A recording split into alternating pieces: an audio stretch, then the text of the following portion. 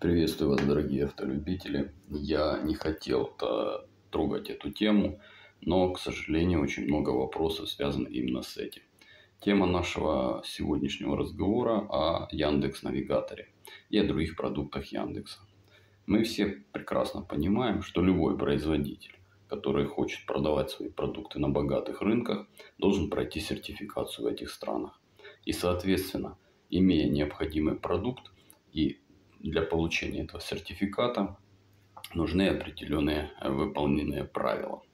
Вот такого рода вопросы, которые часто появляются у меня на канале, почему тупит Яндекс.Навигатор.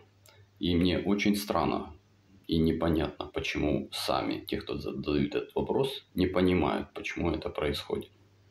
Ведь на самом деле продукт компании Jansan получила сертификацию Европейского Союза. Соответственно, компании, которые находятся под санкциями Европейского Союза и используют и признаны их продукция шпионским продуктом, не может поддерживать их приложения на своих устройствах. Вот именно по этой причине на продукции компании Jansan есть глюки с Яндекс.Навигатором. То есть то, что разрешено, Jansan не блокирует. А программное обеспечение, то, чего нельзя, то есть доступ к определенным вещам, которые нужны для работы навигатора, они просто блокируются. Как выйти из этой ситуации? Ну, очень просто. Первый путь, наверное, самый простой, не пользоваться Яндекс.Навигатором. Поставить себе, например, Вайс.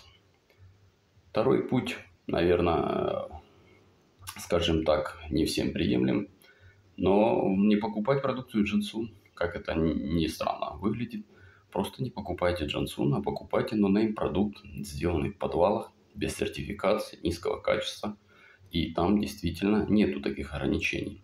Такая продукция по Android-магнитолам в Китае составляет 95% всей продукции. Ведь мы знаем, что основные производители, их не так много.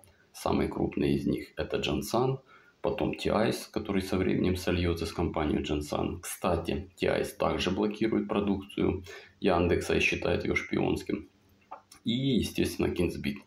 Все остальные производители являются нонейм продуктами. Они никогда не будут писать свое название на своих магнитолах, потому что они не сертифицированы.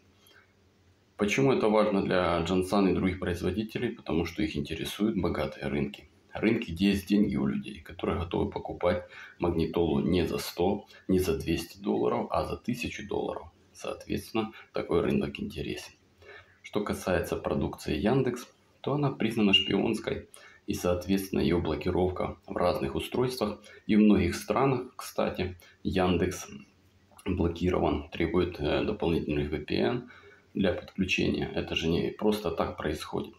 Соответственно, вот отсюда и берутся глюки с Яндекс.Навигатором. Хотя хочу сказать сразу, что некоторые продукты Яндекс достаточно интересные. Если бы компания пошла по другому пути развития и не работала на определенные структуры государственные, то, возможно, Яндекс был бы хорошим конкурентом. А так, фактически, продукт загублен.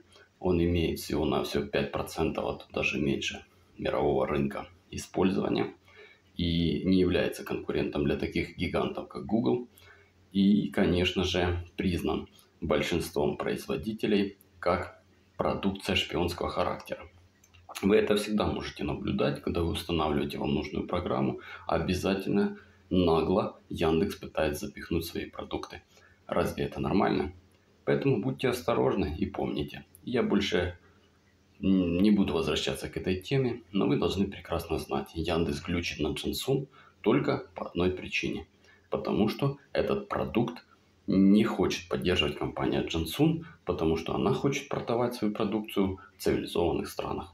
Что касается других производителей, особенно нонейм, вы без проблем можете туда установить Яндекс продукт и использовать его и дальше.